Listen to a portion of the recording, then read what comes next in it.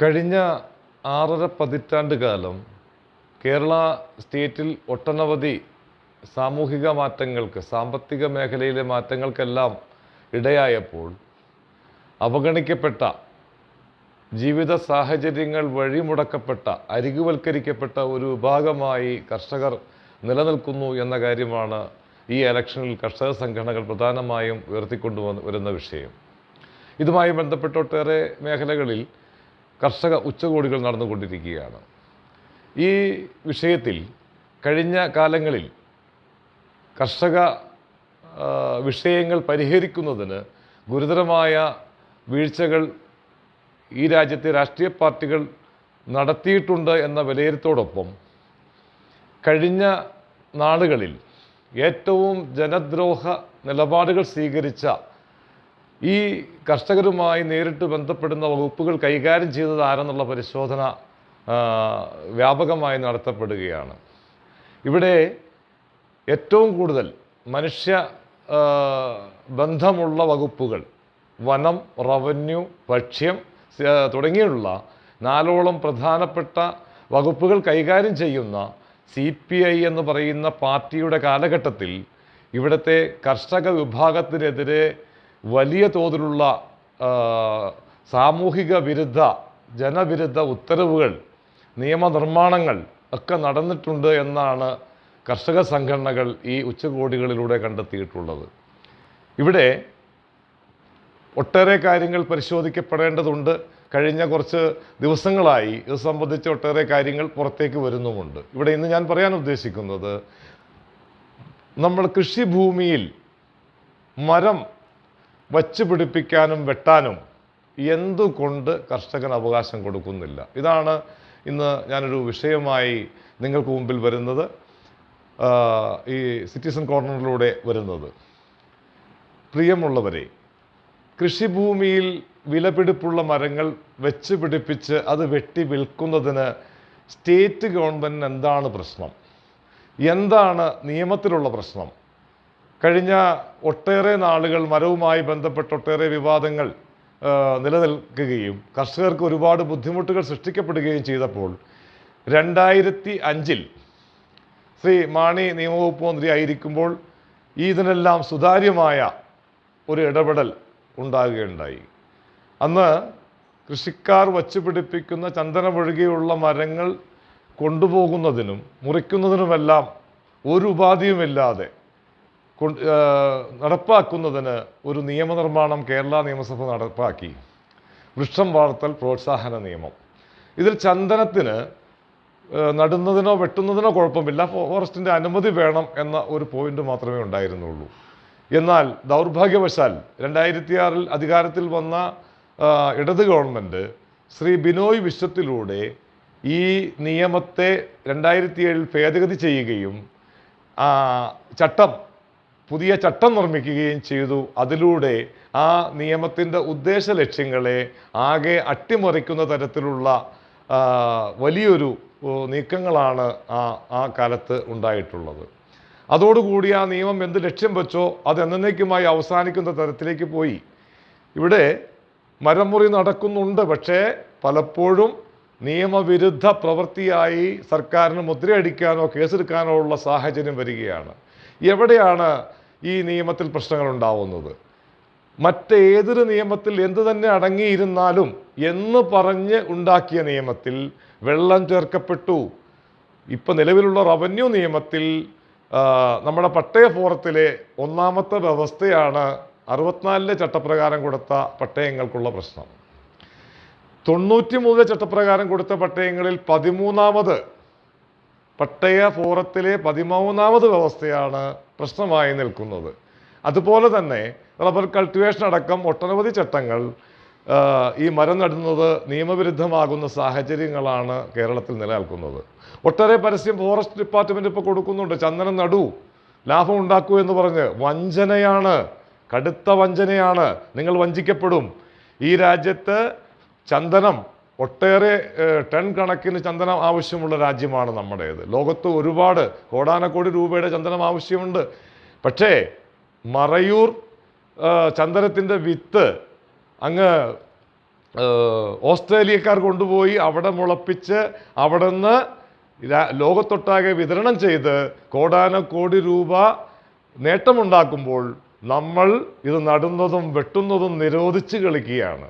അതുപോലെ തന്നെ ഈട്ടിയും തേക്കുമടക്കമുള്ള വിലപിടിപ്പുള്ള മരം 50,000 കോടി രൂപയുടെ ഇറക്കുമതിയാണ് വിദേശ രാജ്യങ്ങളിൽ നിന്ന് നമ്മൾ നടത്തിക്കൊണ്ടിരിക്കുന്നത്. യൂക്കാലി അടക്കം, തേക്കടക്കം, ഈട്ടിയടക്കം.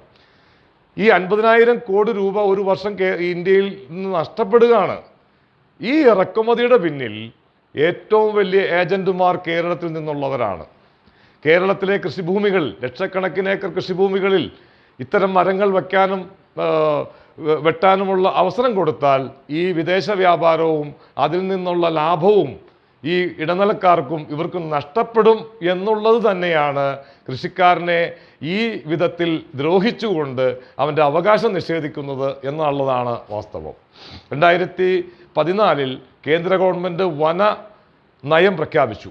ആ വനനയം പ്രഖ്യാപിച്ചപ്പോൾ കൃഷിക്കാരുടെ ഏതൊരു ഭൂമിയിലും, അത് പട്ടയമുണ്ടാകട്ടെ ഇല്ലാതിരിക്കട്ടെ, കൈവശക്കാരൻ്റെ ഭൂമി നിറയെ മരം നടുന്നതിനും അത് വെട്ടുന്നതിനും കൊണ്ടുപോകുന്നതിനും വിൽക്കുന്നതിനുമുള്ള എല്ലാ തടസ്സങ്ങളും ഉപാധിരഹിതമാക്കണമെന്ന് വനനയം പ്രഖ്യാപിച്ചു.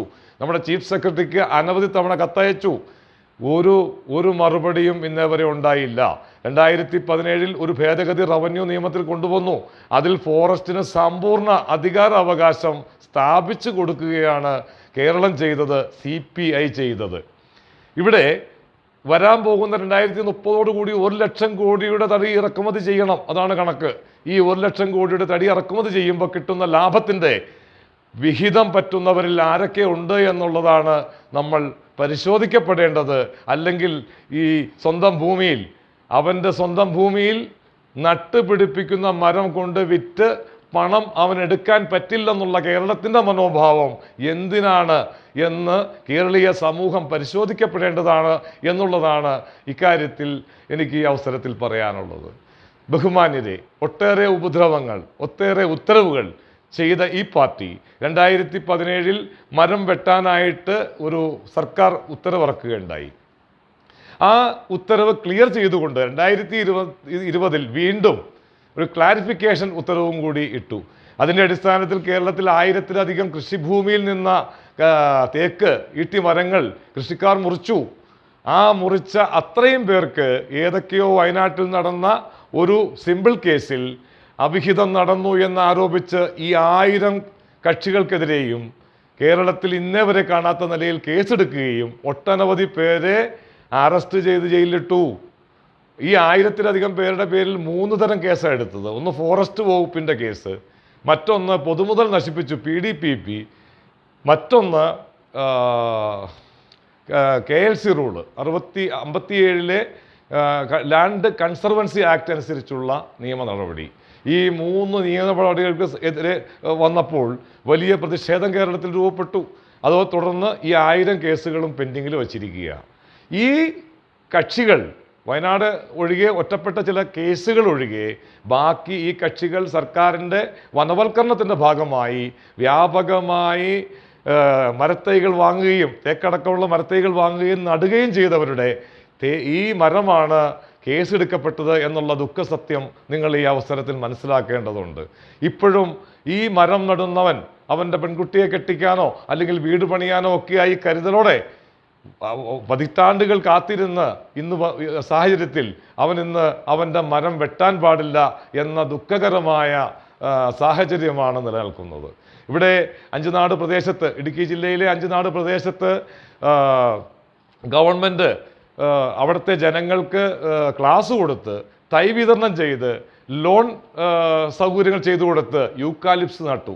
ഇന്ന് ആ മേഖലയിൽ ആ നട്ടവരിൽ പലരും ഒരുപാട് മേഖല ഗവൺമെൻറ് യൂക്കാലി നിരോധിച്ച് സ്തംഭനാവസ്ഥയിലുണ്ടാക്കിയിരിക്കുക. അവർ വേറൊരു കൃഷി ചെയ്യാൻ പാടില്ല, യൂക്കാലി വെട്ടാൻ സമ്മതിക്കില്ല. പ്രിയമുള്ളവരെ, ഇവരൊട്ടനവധി ദ്രോഹങ്ങൾ ഈ കൃഷിക്കാർക്കെതിരെ ഒരുപാട് ദ്രോഹങ്ങൾ കാലങ്ങളായി ചെയ്യുന്നു. അതിൽ വളരെ പ്രധാനപ്പെട്ട ഒരു കാര്യമാണ് നിങ്ങൾക്ക് മുമ്പിൽ ഞാനിപ്പോൾ പറഞ്ഞത്. 24 മണിക്കൂറുകൾ കൊണ്ട് നമ്മുടെ റവന്യൂ ചട്ടത്തിൽ ചില ഭേദഗതികൾ വരുത്തുകയും ഈ 2005 വൃക്ഷം വളർത്തൽ പ്രോത്സാഹന നിയമത്തിൽ കടത്തി കൂട്ടിയ നിയമവിരുദ്ധത പിൻവലിക്കുകയും ചെയ്താൽ കേരളത്തിലെ കൃഷിക്കാർക്ക് വലിയ തോതിലുള്ള സാമ്പത്തിക പുരോഗതി ഉണ്ടാക്കാനുള്ള ഒരു സാഹചര്യം നിലനിൽക്കുന്നുണ്ട്. അതിലേക്ക് നമ്മൾ ഇവരെ പ്രേരിപ്പിക്കണം. ഈ ഇലക്ഷനുമായി ബന്ധപ്പെട്ട് നിങ്ങളെ സമീപിക്കുന്ന ഇത്തരം കക്ഷികളെ നിങ്ങളിത് ഓർമ്മപ്പെടുത്തണം. ഇനിയെങ്കിലും ഇവരെ കൊണ്ട് തിരുത്തിക്കണം. ഈ തിരുത്തിക്കാനുള്ള കർഷക സംഘടനകളുടെ ഈ ഇത്തവണത്തെ തീരുമാനത്തിൻ്റെ ഭാഗമാണ് ഈ ദ്രോഹം ചെയ്യുന്ന, ഒരു സമൂഹത്തെ മുച്ചൂടും ജീർണാവസ്ഥയിൽ കൊണ്ടുപോകുന്ന, അരികുവൽക്കരിക്കുന്ന ഈ പാർട്ടി CPI പാർട്ടി അവരുടെ 4 വകുപ്പുകൾ ഈ നാടിനോട് ചെയ്യുന്ന ദ്രോഹങ്ങൾ എല്ലാം ഈ ഇലക്ഷനിൽ തുറന്നു കാണിക്കപ്പെടും. അതിലൂടെ ഈ കക്ഷിയെയും ഇതിനൊക്കെ സപ്പോർട്ട് ചെയ്യുന്ന മറ്റ് കക്ഷികളെയും തിരുത്തിക്കണം എന്ന സന്ദേശമാണ് കർഷക സംഘടനകൾക്ക് ഈ തവണ നൽകാനുള്ളത്. ഇത്തരം കൂടുതൽ കാര്യങ്ങൾ വരും ദിവസങ്ങളിൽ പുറത്തു വരും. ഈ പുറത്തു വരുന്ന കാര്യങ്ങൾ യാഥാർത്ഥ്യങ്ങളുമായി പൊരുത്തപ്പെടുന്ന, വസ്തുതകളുമായി പൊരുത്തപ്പെടുന്ന, വളരെ സമൂഹം ചിന്തിക്കേണ്ട കാര്യങ്ങളാണ്, രാജ്യത്തിൻ്റെ സമ്പദ് വ്യവസ്ഥയുടെ കാര്യങ്ങളാണ്, സാമൂഹിക പുരോഗതിയുടെ കാര്യങ്ങളാണ് എന്ന ഓർമ്മപ്പെടുത്തൽ കൂടി ഈ അവസരത്തിൽ ഞാൻ നടത്തുകയാണ്. എല്ലാവർക്കും ഈ അവസരത്തിൽ നന്ദി, നമസ്കാരം.